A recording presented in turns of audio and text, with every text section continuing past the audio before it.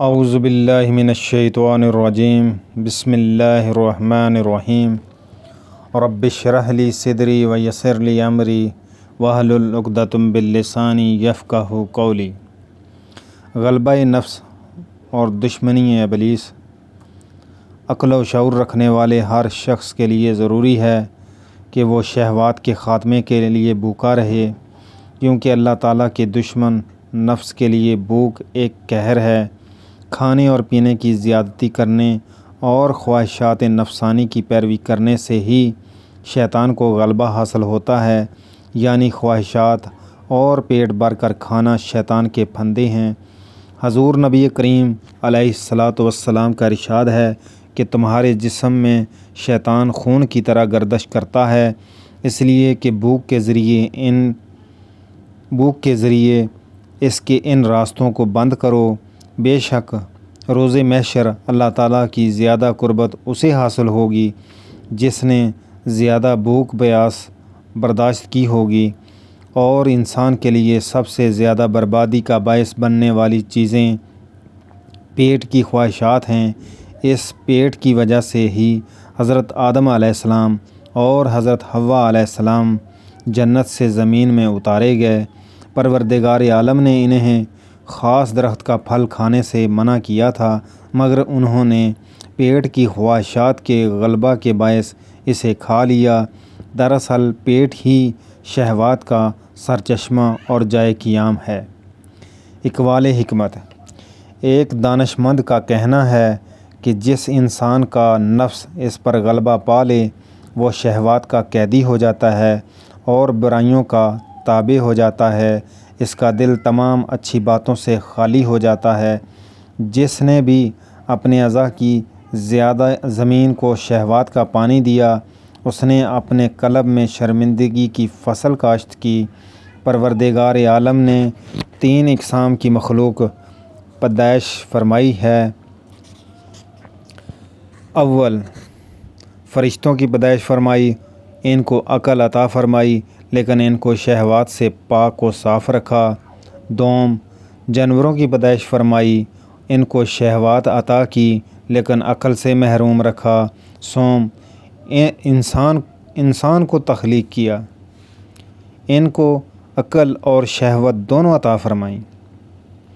اب جس انسان کی شہوت اس کی عقل پر غلبہ پا لیتی ہے تو وہ حیوانوں سے بدتر ہے، اور جس انسان کی عقل اس کی شہوات پر غلبہ حاصل کر لیتی ہے تو وہ فرشتوں سے بہتر ہے۔ خواہشات کا ڈنگ: حضرت ابراہیم خواص رحمۃ اللہ علیہ فرماتے ہیں کہ میں ایک مرتبہ لسکام کے پہاڑ پر موجود تھا، وہاں پر مجھے انار دکھائی دیے تو میرے دل میں انہیں کھانے کی خواہش پیدا ہوئی۔ ایک انار اٹھا کر میں نے کاٹا لیکن وہ کھٹا نکلا، چنانچہ میں نے اسے زمین پر پھینک دیا اور روانہ ہو گیا۔ تھوڑی دور جا کر مجھے زمین پر پڑا ہوا ایک ایسا شخص نظر آیا جس کے جسم پر بڑیں چمٹی ہوئی تھیں۔ میں نے اسے السلام علیکم کہا اور اس نے میرا نام لے کر سلام کا جواب دیا۔ میں نے حیران ہو کر پوچھا، آپ نے مجھے کیسے پہچانا؟ اس نے جواب دیا، جو پروردگار عالم کو پہچان لیتا ہے اس سے کوئی چیز چھپی نہیں رہتی۔ میں نے کہا، پھر تو بارگاہ الہی میں تمہارا بہت بلند مقام ہے، تم اپنے جسم پر چمٹی ہوئی بڑوں کو دور کرنے کے لیے دعا کیوں نہیں کرتے؟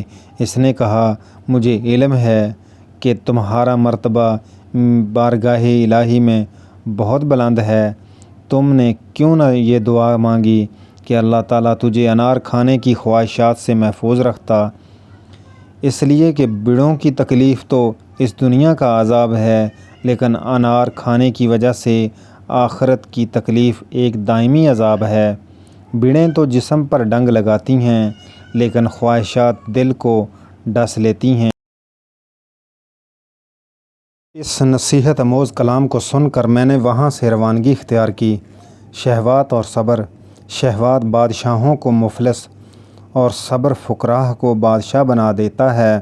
کیا آپ نے حضرت یوسف علیہ السلام اور زلیخا کا قصہ ملاحظہ نہیں کیا کہ حضرت یوسف علیہ السلام صبر کے باعث مصر کے حکمران ہوئے اور زلیخا خواہشات کی وجہ سے عاجز اور رسوا ہوئی اور بینائی سے محروم بڑھیا بن گئی، کیونکہ زلیخا حضرت یوسف علیہ السلام کی محبت میں صبر نہ کر سکی تھی۔